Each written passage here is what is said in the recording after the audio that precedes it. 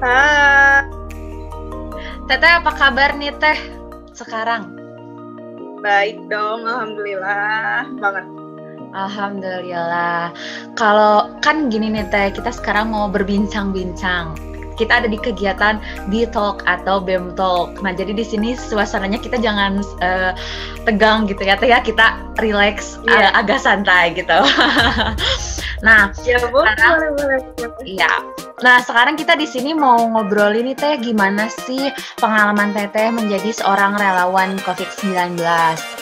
Mungkin sebelumnya Teteh boleh memperkenalkan diri dulu nih Teh supaya lebih afdol. Oke, hai semuanya para pemirsa yang bakalan nanti nonton di talk ini. Kenalin, nama aku Aisa Maziara Rahayu. Aku, apa ya dibilangnya? Alumni Poltekkes Bandung, ya. Demisioner BEM juga dia. Dulu di BEM, aku menjabat sebagai apa sih? Aku lupa. Dirjen Aksi Pergerakan. Aku ingat. Aku menjabat sebagai Dirjen Aksi Pergerakan Mahasiswa. Aku alumni Poltekkes Bandung, jurusan D3 ATLM tahun 2020. Oke, berarti baru banget ya Teh, baru banget lulus nih, masih fresh graduate banget gitu ya. Iya benar. Iya, nah nih Teh, kalau bertanya-tanya soal relawan, karena mungkin orang-orang taunya relawan tuh sama perawat, ya kan ya Teh, banyaknya perawat. Nah, dokter-dokter gitu, boleh nggak sih Teteh ngejelasin gimana nih ceritanya Teteh lulusan TLM baru kemarin nih tahun 2020 bisa menjadi seorang relawan COVID-19 dan pergi ke Jakarta langsung gitu Teh?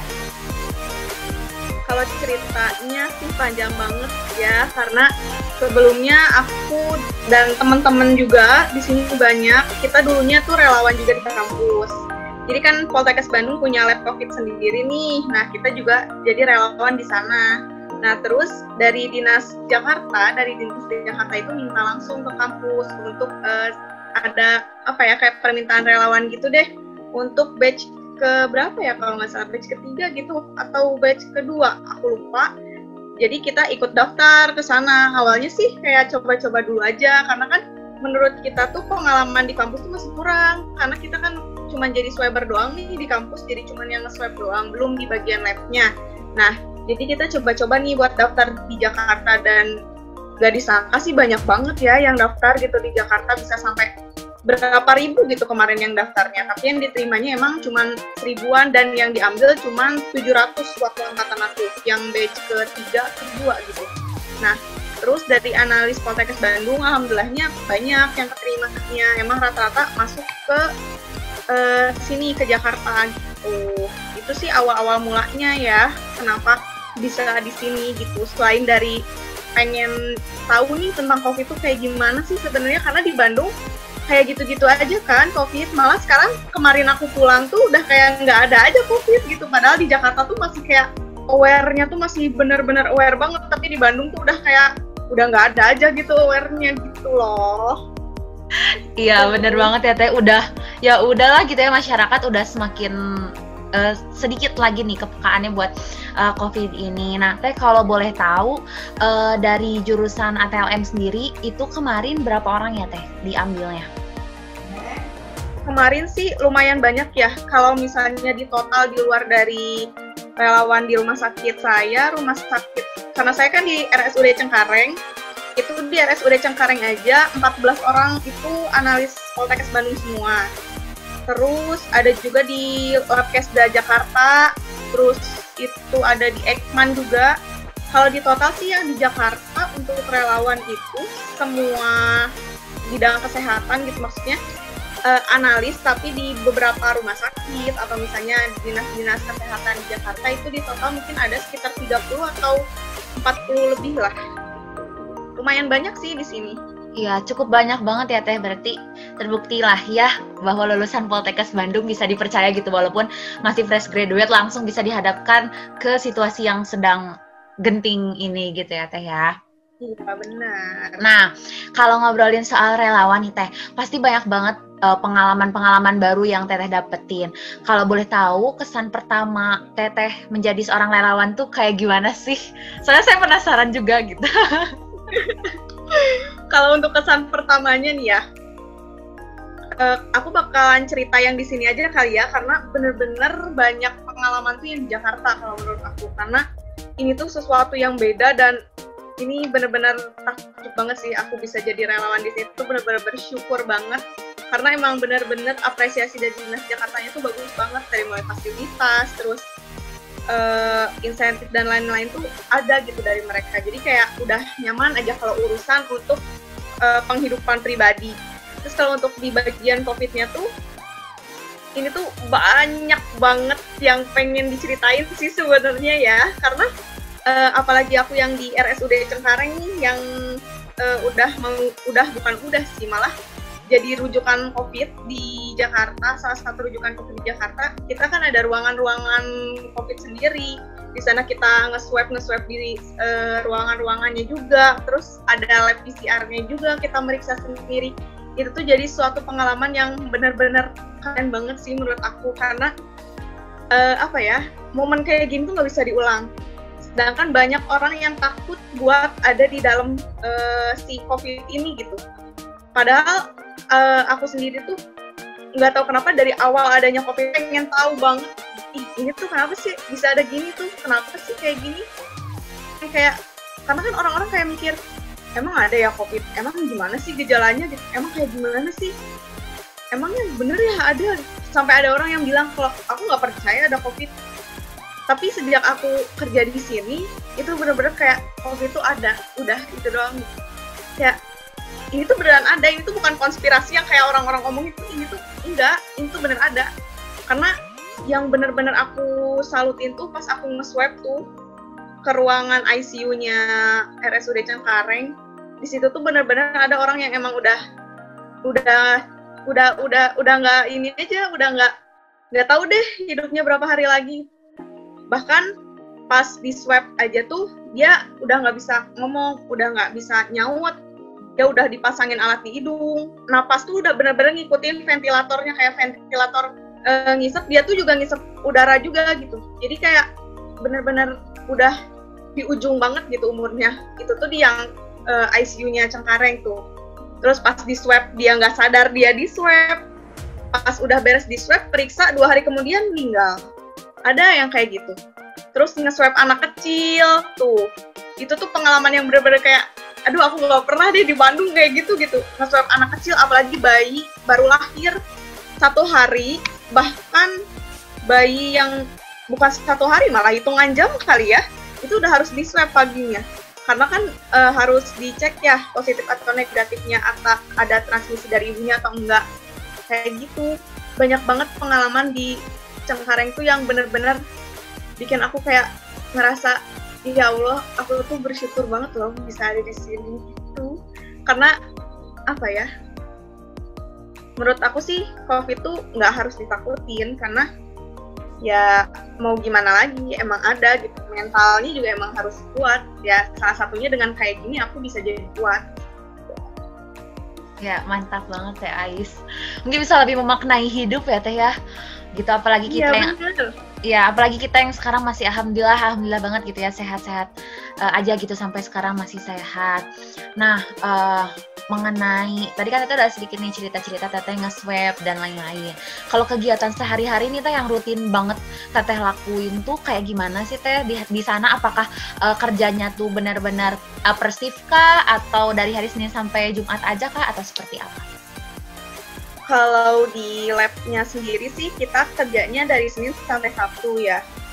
Karena saya masuknya di tim PCR-nya yang pemeriksaannya. Jadi itu ada shift-nya, ada shift pagi sama shift siang. Tapi biasanya per minggu. Misalnya shift pagi 1 minggu, shift siang 1 minggu, kayak gitu. Nah, terus untuk bagian admin juga ada, itu juga shift-nya shift pagi sama shift siang. Sama kayak gitu. Tapi kalau untuk tim swab itu cuma 1 shift pagi doang, dan itu pun kadang kita kerja bareng juga nih, misalnya tim swab kurang orang, ngambil dari yang tim PCR, ngambil dari yang tim admin, kayak gitu. Karena kan nggak tahu kenapa makin hari itu makin banyak gitu ya yang pemeriksa yang harus diambil sampelnya. Jadi setiap hari itu emang makin butuh orang aja gitu di sini untuk di bagian labnya, apalagi yang buat nge-swab gitu. Karena jujur sih capek banget di balik hazmat yang panas, terus kita harus ngelilingin ruangan satu-satu nge-swabin orang, belum lagi orangnya nggak mau di-swab, harus di apa ya, kayak di apa sih, diolok apa ya, diolok bahasa Indonesianya, kayak di apa ya, kayak dibujuk, dibujuk dulu gitu buat di-swab. Ada yang kayak gitu, itu ngelamain banget biasanya gitu. Aduh, saya jadi pengen teh, kebetulan saya juga jurusan TLL-nya, jadi boleh dong. pengen dapat pengalaman yang sama juga gitu kayak Akang Tetehnya. Nah Teh, untuk kesehariannya kan mungkin kayak tadi ya Teteh jadi swabber, terus jadi tim PCR buat meriksanya. Nah terus suka duka nih Teh, kalau ditanyakan tadi udah kesan nih, nah suka duka Teteh apa sih gitu selama hampir berapa ya, hampir 3-4 bulan ya Teh ya? Hampir 4 bulan ya? Iya, hampir. Ya. Apa sih gitu suka dukanya yang Teteh alamin sebagai seorang relawan? Suka dukanya, ntar aku nangis lagi nyeritain, aduh. Karena apa ya, sukanya banyak, dukanya juga lebih banyak juga. Karena apa ya, nggak tahu kenapa sih saya lebih mengapresiasi orang-orang yang kuat gitu saat dia tahu hasil dia tuh positif. Karena itu tuh mental tuh bener-bener kena saat orang tahu hasil dia itu positif. Jangankan orang awam gitu ya, karena kita juga tenaga kesehatan itu kan setiap bulan ada pemeriksaan swabnya nih. Itu tuh banyak kok relawan di sini yang dia positif juga. Tapi alhamdulillah kemarin untuk anak lab itu negatif semua relawannya. Yang dari perawat itu banyak yang positifnya juga. Itu kan mentalnya kena juga ya. Itu sih yang saya salutin dari mereka, karena ya COVID tuh nggak harus ditakutin. Yang ada tuh kita harus bahagia kalau kita dapat COVID, berarti ya Allah tuh mengizinkan kita untuk istirahat sejenak gitu istilahnya. Kayak kamu tuh udah terlalu capek, ayo sekarang istirahat kayak gitu. Dari teman-teman perawat yang kemarin-kemarin kena COVID juga bilangnya gitu. Jadi kayak mereka mengistirahatkan diri, berusaha buat menghibur diri. Dari situ sih jadi kayak, oh jadi kalau misalnya nanti saya positif ya nggak usah kaget, karena ya emang kayak gitu harus bahagia. Itu sukanya gitu. Jadi kayak ya udah tahu aja sih gitu kalau COVID itu kayak gini. Terus kayak dapat ilmu baru nih di PCR, karena kan sebelumnya belum terlalu mendalam ya tentang PCR dari saya sendiri gitu. Apalagi dengan alatnya, terus ekstraksinya dan lain-lainnya itu saya belum pernah terlalu mendalami. Nah, di Cengkareng sendiri itu alhamdulillahnya kita pakai 2 metode, manual sama otomatis. Nah, yang manual ini nih yang nggak pernah dipelajarin gitu kan. Bukan nggak pernah sih, pernah, cuman praktek langsungnya tuh belum gitu. Nah, di situ tuh jadi ada ilmu baru nih, tambahan baru lagi nih. Oh, kayak gini toh ternyata ekstraksi manual, terus PCR manual, kayak gitu. Terus kalau untuk dukanya sih, karena saya orangnya melo banget ya. Jadi setiap saya nge-swab itu pasti ada aja cerita baru yang bikin saya tuh kayak, udah deh vakum dulu nggak nge-swab 1 minggu, kayak gitu doh. Soalnya apa ya, sedih aja gitu. Sampai saya tuh nggak diizinin nge-swab di Kiwi berapa kali tuh. Kiwi itu ICU-nya ya. Karena di sini pakai nama buah-buahan kalau ruangannya. Jadi pas di Kiwi, saya tuh saya selama jadi swabber di Kiwi itu cuma 2 kali. Karena saya nggak kuat lihat orang-orang yang udah mau meninggal gitu. Nggak kuat aja gitu, kayak saat kita harus memperlakukan orang yang nggak sadar, tapi kayak orang sadar. Kita harus manggil ibu kayak gitu kan, nggak bangun-bangun nih. Kita tetap omongin, ibu hari ini mau di swab ya. Terus ibunya tetap diem. Terus kita lihat dari gelangnya aja nih untuk identitasnya. Oh, kita lihat dari gelang. Dilihat hidungnya udah dipasang alat sebelah kanan, mulutnya juga udah dipasang alat. Otomatis tinggal 1 kan hidungnya yang sebelah kiri. Terus kita masukin, ibunya juga tetap diam. Kita harus tetap kayak, ibu makasih ya, semoga lekas sembuh. Kita masih tetap harus memperlakukan orang yang kayak gitu tuh dengan apa ya, kayak dia tuh pasti sembuh kayak gitu loh. Padahal kita tuh tahu kayak ini udah nggak lama lagi kayak gitu. Itu tuh yang bener-bener bikin kayak aku nggak bisa kayak gitu, karena ya apalagi nih ya teman-teman sweber di sini tuh udah paling keren banget sih, karena mereka nggak ada capeknya. Maksudnya ya kayak aku nge-swab kan sekali ya, karena aku intinya tim PCR. Sedangkan ini ada tim sweber yang tiap hari itu dia tuh nge-swab terus. Itu nggak tahu gimana capeknya mereka, itu tuh bener-bener gila, salut banget gitu sama mereka. Itu sih yang berkesan. Dan ya ada juga sih yang berkesan yang lain, kayak adik kecil yang dia tuh apa ya, menginspirasi banget sih. Nggak bisa lupa sih sampai sekarang. Aduh, aku jadi sedih kalau nyeritain dia. Soalnya karena dia emang bener-bener kayak apa ya, kayak menyentuh aku banget gitu. Karena itu tuh dia tuh udah terkenal banget di lab, kayak ih si anak ini tuh susah loh diambil swabnya. Dia tuh pasti nakal, pasti kayak lari-larian lah. Pokoknya kalau misalnya udah ada anak ini, itu pasti ada perawat aja yang ngintilin anak lab di belakang buat megangin. Tapi kemarin tuh pas giliran aku sama temen aku mau nge-swab, itu tuh nggak ada perawat kan, tapi dia tuh udah baik aja gitu, karena emang tinggal dia sendiri. Jadi keluarga dia tuh positif. Terus orang tuanya itu udah negatif dua-duanya kalau nggak salah. Jadi tinggal dia doang sendiri yang masih positif. Dia ditempatinnya bareng sama ruangan yang ada bapak-bapaknya, jadi nggak banyak main gitu loh, kan biar lebih terawasi juga kan. Nah di situ dia nggak nakal kok, bener-bener baik, kayak hari ini di swab ya, oh iya ya mbak, tapi aku tuh bilang dulu, terus dia cerita minta maaf dulu kalau nanti dia nakal, sampai kayak gitu. Terus yang bikin tersentuh tuh pas ditanya cita-citanya mau jadi apa, terus dia cuma bilang dia pengen sembuh, udah gitu doang kan bilangnya, kayak ya Allah gitu. Aku gak kuat. Kayak wow, apa ya, suatu hal yang simple gitu, tapi itu benar-benar keinget banget sampai sekarang. Aduh, aku gak kuat banget. Jadi bikin semangat gak sih? Iya, kayak ya ampun kalau orang lain tahu gitu ya. Makanya aku share cerita itu di Instagram aku juga gitu, karena itu tuh benar-benar menyentuh, dan itu tuh menginspirasi aku untuk buat cerita itu buat teman-teman semua gitu, biar tahu ini loh kondisinya kayak gini. Habis dari situ dia kan nelfon ibunya juga kan, bilang kalau kata mbaknya aku baik katanya gitu. Emang sih setelah nge-swab itu dia nanya, mbak aku baik nggak? Dia bilang gitu kan. Terus aku bilang baik kok, baik. Terus aku bilang kamu jangan ketemu aku lagi ya. Terus dia diem, terus aku tanya kenapa coba? Kan kalau misalnya aku nggak ketemu mbak lagi berarti aku udah negatif, bilangnya gitu kan. Tapi pas dia pulang itu ketemu aku.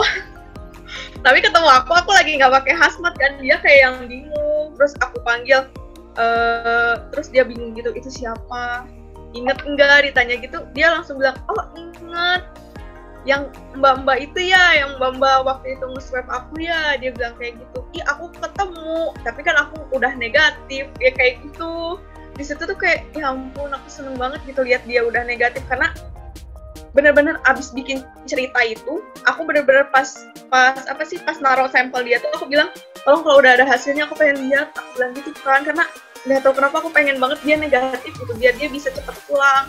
Ternyata emang bener gitu kan, dibantu doa sama teman-teman juga, dia jadinya negatif gitu. Itu tuh gila, itu bener-bener kayak, ya ampun, itu bener-bener menginspirasi aku banget sih, adek itu. Nggak tahu dia sekarang di mana. Itu karena kalau cerita mah banyak banget, bener-bener banyak banget. Gak cukup ya teh buat diobrolin di sini, panjang banget. Iya. Ya, jadi gemes pengen, malah guys saya teh kalau misalnya denger cerita-cerita teteh gitu yang teteh share di Instagram kegiatan, misalkan teteh kadang suka nih ya nge-share kegiatannya gimana aja sih gitu ya kalau di Instagram dan lain-lain, kayak suka pengen banget tiba-tiba ada di sana kayak oh kayak gini. penasaran banget gitu, apalagi kan ya jurusan Gaisa pun sama kayak teteh ya, jadi kayak pengen banget pokoknya pengen banget deh, keren banget. Nah nih teh, terus satu lagi, enggak ding, 2 pertanyaan lagi nih, yang 2 terakhir ini nih, dari yang teteh ceritain ya. Mungkin ketika sebelum Teteh menjadi relawan waktu itu dan setelah sekarang menjadi relawan, ada nggak sih kayak makna hidup kayak yang benar-benar bisa Teteh ambil dan Teteh jadiin patokan gitu, kayak oh aku harus kayak gini ternyata hidup tuh, kayak ada nggak sih Teh yang kayak gitu? Ada sih, ada. Kayak apa ya, di sini aku benar-benar belajar jadi orang yang lebih dewasa lagi loh. Karena gimana ya, dulu di Bandung tuh benar-benar tinggalnya sama orang tua. Di sini tuh meskipun semua fasilitas ada, tapi aku tetap sendiri. Meskipun sama teman-teman, aku ya tetap sendiri gitu. Di sini tuh aku belajar yang namanya harus disiplin, terus yang namanya harus bodo amat sama orang tuh benar-benar loh di sini. Kayak orang lain mau suka atau nggak suka sama kita, ya udah terserah mereka gitu. Karena aku, kamu. Di sini tuh udah kayak gitu. Jadi dari sini tuh kayak belajar, oh ternyata kayak gini. Jadi kayak ini tuh, oh dunia kerja tuh ternyata kayak gini, malah bisa lebih kejam kali ya dari yang ini. Karena hitungannya kita di sini bukan cuma relawan, tapi kita juga kerja gitu, ketemu sama orang baru, ketemu sama lingkungan yang baru yang nggak pernah kita temuin. Apalagi kultur Bandung sama Jakarta itu udah beda kan. Itu juga tuh udah baru lagi gitu. Itu makna yang aku dapetin tuh kayak, oke, ini berarti apa ya, kayak suatu titik di mana Allah tuh kasih, nih, kamu tuh kondisi kayak gini tuh harus bersyukur. Udah gitu doang. Bersyukur sama apa yang aku punya sekarang, bersyukur sama apa yang Allah kasih sekarang gitu. Dari mulai sehat aja tuh udah bersyukur banget. Yang namanya deg-degan, orang lain tuh takut di swab karena takut sakit. Kita semua di sini takut di swab karena takut hasilnya itu positif, bukan takut sakitnya, karena saking udah biasa banget gitu di swab hidung, terus tenggorokan udah biasa banget. Sampai udah di swab tuh udah swab cepet. Mau sakit mau nggak terserah gitu, yang penting hasilnya nanti jangan sampai positif gitu kan. Itu sih yang sampai sekarang masih aku pegang tuh ya, bersyukur gitu, dikasih sehat, bahkan dikasih sakit aja untuk istirahat tuh kita bahkan aku sendiri gitu ya masih bersyukur gitu, karena oh Allah tuh ngasih sakit buat istirahat. Karena nggak kadang tuh ya sakitnya tuh mirip-mirip sama gejala COVID. Kalau udah ada gejala kayak gitu kan langsung di swab nih. Pas dilihat hasilnya negatif, langsung istirahat mandiri dulu 1 hari. Baru besoknya masuk kerja. Kayak gitu sih rata-ratanya. Atau misalnya kalau misalnya dirasa udah sehat, udah kuat, hasil swabnya negatif, langsung kerja juga bisa. Kayak gitu. Iya. Mantap Teh. Keren banget deh pokoknya gitu ya. Mungkin bener banget bisa belajar lebih mandiri, memaknai hidup mungkin ya Teh ya, walaupun cuma sedetik yang Allah kasih gitu ya. Terus nih Teh, terakhir, karena ya kita lingkupnya seorang mahasiswa Poltekkes gitu ya, mahasiswa kesehatan. Ada nggak sih pesan-pesan yang mau Teteh kasih? Yang pertama buat nakes, terus buat para masyarakat umum, dan satu lagi buat mahasiswa kesehatan yang mungkin kedepannya pun pasti bakalan terjun langsung gitu seperti Akang Teteh yang sudah. Ada nggak sih Teh pesan-pesannya? Pesan banyak sih pesannya ya. Karena emang ini tuh suatu hal yang pengen aku share sebenarnya. Sebenarnya aku diajak kayak gini tuh seneng banget loh, karena emang bener-bener kayak aku pengen loh sharing soal kayak ginian. Malah aku nanyain ke yang menghubungi aku tuh, perlu nggak aku bikin video untuk melihatin situasi di sana kayak gimana, kayak gitu. Karena nggak tahu kenapa aku pengen banget nge-share hal yang orang tuh nggak tahu loh ini COVID sebenarnya kayak gimana. Sebenarnya aku pengen banget nge-share itu. Untuk pesannya sendiri sih untuk tenaga kesehatan yang sekarang lagi kuliah atau misalnya yang nanti akan berhadapan langsung sama COVID, mau gimana pun juga kalian itu garda terdepannya. Mau suka nggak suka, takut nggak takut, kalian tuh pasti bakalan ada di masa yang sulit kayak gini. Masa COVID yang namanya orang-orang tuh ngeremehin kalian lah, atau misalnya orang-orang gak percaya lah sama kalian. Tapi kalian itu orang yang harus jadi pembawa hal positif gitu. Jangan sampai kita nanti malah bikin orang-orang lain tuh kayak, oh dia aja yang jurusan ini gak percaya, dia aja yang kayak gini gak percaya, berarti gak ada. Kayak gitu loh. Karena ya gitu, kita karena anak kesehatan pasti kita dipandang sama orang-orang situasi kayak gini gitu. Apalagi kalau misalnya kita nggak bilang, saya nggak percaya sama COVID, otomatis orang lain juga kayak makin nggak aware dong kalau misalnya ada COVID, padahal sebenarnya gitu ada.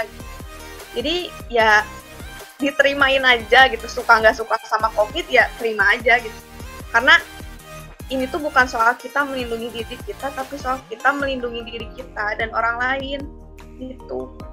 Karena ya memang susah. Kalau misalnya dibilang cuci tangan sehari berapa kali, pasti setiap mau makan, setiap udah pulang, kayak gitu kan. Yang dibawa hand sanitizer. Padahal kan kita juga tahu gitu, nggak cuma momen itu doang kita harus cuci tangan. Bahkan di sini tuh setiap udah pegang gagang pintu itu tuh cuci tangan, bukan pakai hand sanitizer, tapi cuci tangan. Kalau di sini tuh harus kayak gitu karena saking kita tuh takut banget kalau misalnya ada orang lain yang nantinya nyebabin ke kita tuh jadi positif. Terus untuk masyarakat umum juga nih ya pesannya, mau nggak mau gitu, karena ya ini tuh memang ada bapak ibu semua nih yang di rumah, adik-adik, kakak-kakak. Kalau misalnya kalian masih misalnya kayak nggak percaya ini COVID itu ada atau enggak gitu, kok saya dicek rapid reaktif tapi PCR negatif, kok bisa ya kayak gitu, ini tuh konspirasi kayak gitu. Dan itu tuh ada beberapa alasannya gitu, yang kalau dijelasin di sini nih bisa sampai berapa jam nih, bisa kayak kuliah umum. Tapi intinya itu tuh memang ada gitu, COVID itu memang ada. Aware-nya tuh harus memang tetap ditingkatin. Bahkan di yang zaman sekarang yang vaksin tuh katanya udah mau ada, bukan berarti kita makin nggak aware sama kesehatan kita, kebersihan kita gitu. Terus kalau pakai masker, ingat kalau misalnya satu hari itu kalau bisa sekali aja maskernya dipakainya. Kalau bisa masker medis lebih baik lagi pakai masker medis. Untuk masker medis tuh kan satu kali dipakai itu untuk dibuang. Bahkan kalau bisa tuh jeda waktunya tuh cuma 6 jam buat dipakainya, terus diganti lagi yang baru. Terus apalagi ya pesannya? Udah sih. Pokoknya mah harus percaya deh ada COVID mah sebelum nanti positif COVID dan ngerasain sendiri gimana COVID. Meskipun nanti OTG ya, pas dapat hasil positif tuh pasti ada aja rasanya dada sesek, tenggorokan tiba-tiba sakit, pasti ada aja, karena sugesti itu pasti bakalan ada. Karena kerasa gitu, ya orang-orang terdekat aku juga ada kan yang positif, tiba-tiba positif, aku nggak ngerasain gejala apa-apa, aku nggak kenapa-napa. Padahal kan ya mau gimana, orang udah kena gitu, ya udah isolasi mandiri aja. Kayak gitu, sebelum terjadi kayak gitu, lebih baik kita aware sendiri, minum vitamin, perbanyak minum air putih yang banyak gitu. Jaga jarak. Di Bandung tuh aku pulang-pulang kaget banget. Kira bener-bener kaget, kayak bener-bener ramai banget ya teh.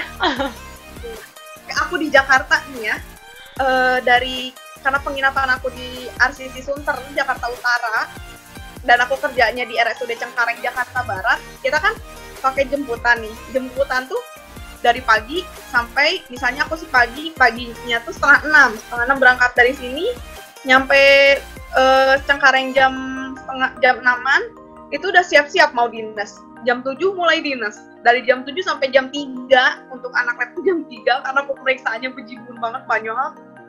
Nah, jam 3 langsung pulang. Udah pulang, istirahat, nggak ngapa-ngapain lagi. Jadi nggak pernah ke tempat tongkrongan kayak gitu-gitu tuh, nggak tahu gitu situasinya kayak gimana. Terus tiba-tiba pulang, orang-orang nongkrong, nggak ada jaga jarak, terus maskernya tuh entahlah di mana maskernya. Bener-bener, oh my god, kaget banget. Ternyata udah kayak gini gitu. Karena kan kalau di Jakarta orang-orang harus menganggap satu sama lainnya tuh OTG kan.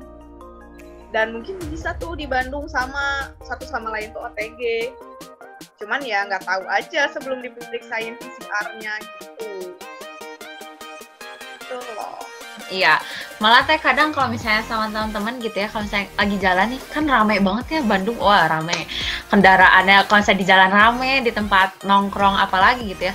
kadang kita tuh suka nyeletuk jadi kayak, hey ini mah COVID menangis melihat ini. Dia kayak sedih gitu. Gak ada. Ya, karena aku aja yang kalau misalnya ada pelang gitu ya bisa ditulis gitu aku PDP gitu, mungkin kabur kali semua orang kan. Mereka nggak tahu gitu. Coba kalau misalnya mereka tahu kan udah pada kabur, meskipun aku udah di swab atau udah diapain, pulang dengan keadaan aku bersih gitu ya. Tetap aja kan transmisi dari luar yang nempel ke aku gitu. Mereka nggak takut apa kan kayak gitu. Aku aneh banget, tuh bener-bener aneh. Terus abis misalnya tuh ada orang yang abis main, dia udah aja kadang langsung tidur, terus nggak mandi dulu kek, apa dulu kek, dia bersih dulu kek. Itu ya Allah, kayak udah deh terserah deh, udah kayak gitu aja tuh. Karena di sini emang bener-bener kalau misalnya udah pulang dinas tuh harus mandi, bener-bener mandi, meskipun abis nge-swab kita di sana mandi, tapi nyampe sini juga kita harus tetap mandi karena ngerasa dari Jakarta Barat ke Jakarta Utara tuh jauh loh.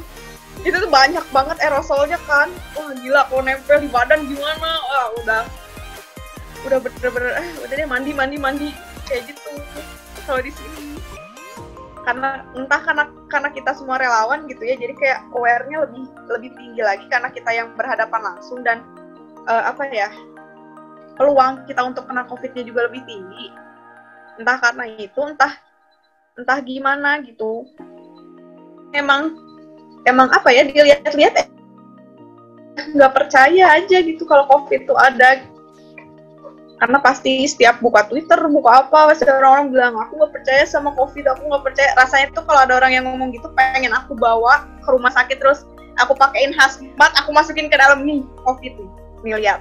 Pengen gituin, saking ya ampun begitu amat gitu. Tapi ya udahlah, itu kan orang-orang ya, dengan segala pemikiran orang-orang juga, ya itu emang haknya mereka juga. Ya makanya tugasnya tenaga kesehatan buat menjaga agar pemikiran mereka nggak semakin jauh dan semakin menjauhi untuk kebersihannya gitu.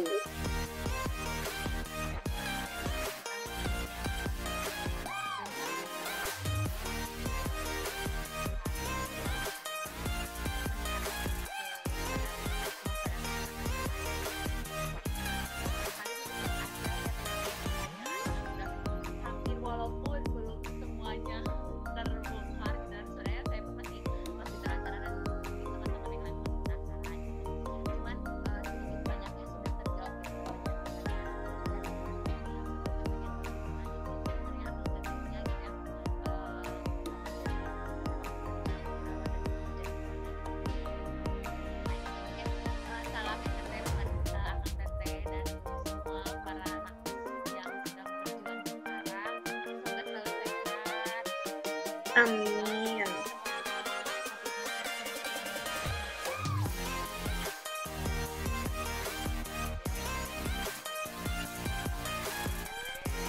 Iya, kalian juga semangat di sana ya. Sekarang mah harus kayak gini ya. Iya. Pokoknya harus semangat terus, jaga kesehatan di sana ya. Makasih waktunya. Iya, terima kasih Teteh udah meluangkan waktunya di tengah kesibukannya di laboratorium gitu ya. Semoga lain kali bisa berbincang-bincang lagi ya Teteh. Mungkin boleh. Iya, ditunggu. Teteh apa nih? Siapa tahu ada yang pengen lihat. Gimana ya gitu ya. Instagram aku Aisyah Mazia Rahayu. Bisa juga sih dicek di BEM, kayaknya ada ya. Pernah di tag gitu kalau nggak salah deh. Iya, bisa dicek di GBM juga tuh, ada kalau nggak salah Instagram aku. Kalau pengen tahu gimana kesehariannya dan cerita-cerita yang tadi aku ceritain tuh ada. Itu aja ya Teh, mohon maaf dari Gaisa kalau ada salah-salah kata. Pokoknya selalu sehat buat Teh Ais dan buat akang teteh yang lainnya di sana. Semoga selalu dilindungi dan semoga jadi pahala. Amin ya Allah. Amin ya Allah. Amin. Terima kasih juga kalian waktunya ya. Iya. Salam rindu. Iya. Dadah Teteh. Sampai ketemu lagi di Bandung. Assalamualaikum. Dadah. Assalamualaikum.